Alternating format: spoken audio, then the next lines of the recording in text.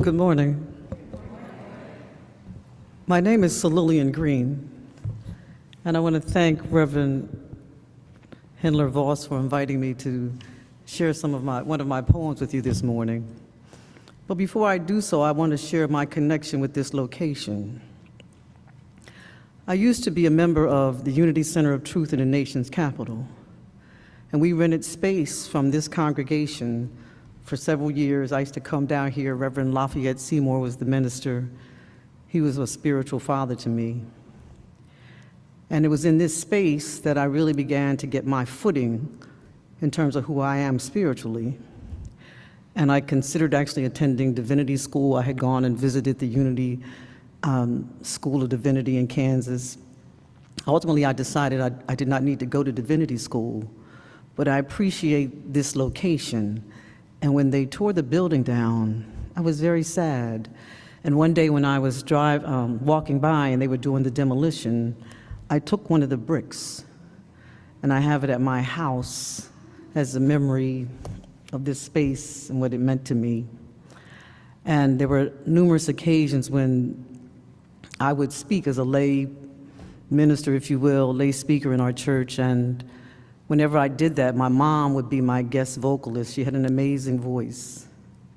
She passed last year, but I feel she's still, with me, of course. But I just wanted to share that so you would understand I do have a connection to this corner.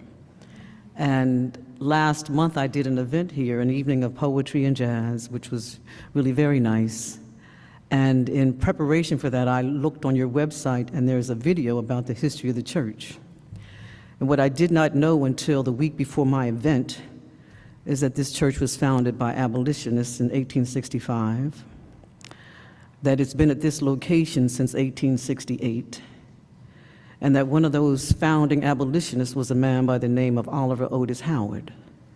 And I'm a graduate of Howard University School of Law, so there was even more connection that I have to this corner than I even knew when I was attending church here with Reverend Seymour and the Unity Center of Truth.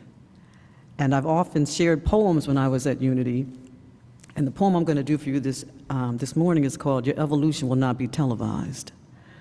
And I actually have a whole talk that I did with this poem when I presented it at my church, but I'm just going to do the poem this morning. So again, thank you for inviting me.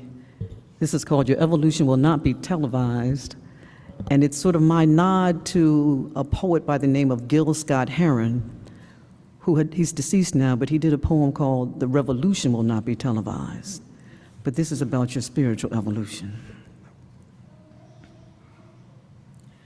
Your evolution will not be televised.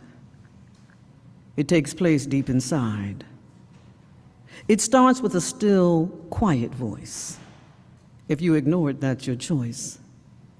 As it gets louder, you will begin to go inside, deep within. Deep into your soul where only you can see exactly who you're meant to be. There's no press conference when you begin your soul journey to go deep within. A journey to the soul is one of a kind, an evolution of the spirit, an evolution of the mind. When it happens, only you can decide. Do not be afraid. Take your first stride. You alone set the pace for your evolution, and it's much more powerful than a revolution. A revolution forms a circle that stays in place. An evolution spirals up through time and space. As you evolve and spiral up to higher heights, you gain spiritual insight. Insight about your birth, insight about your spiritual worth. Teachers may guide you to this true wealth, but ultimately you must travel by yourself. Give yourself time to be alone, away from noise and telephones. You need to be still. You need to be still in order to evolve and to hear, not with the ears on your head, but with your soul instead. Listen carefully as the sound becomes clear. Your soul speaks a truth that only you can hear. The truth is your story. The truth is your story. Inside of you is where your truth dwells. This story only you can tell. Your truth cannot come from others who may try, nor from those who don't know your what, don't know your why you are here, what you have come through. Others cannot hear what your soul calls you to do. Take a deep breath. Do not sigh.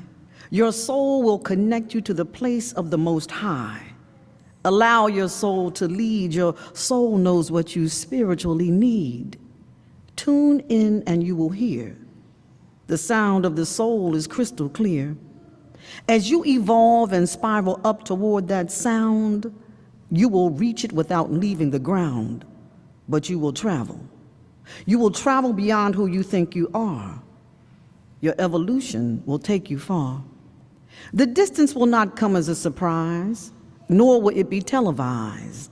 You, however, will surely rise, without pretense, without disguise.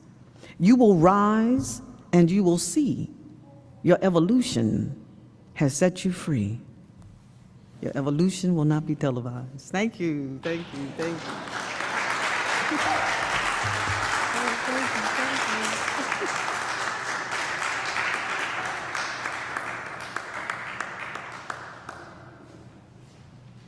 Amen.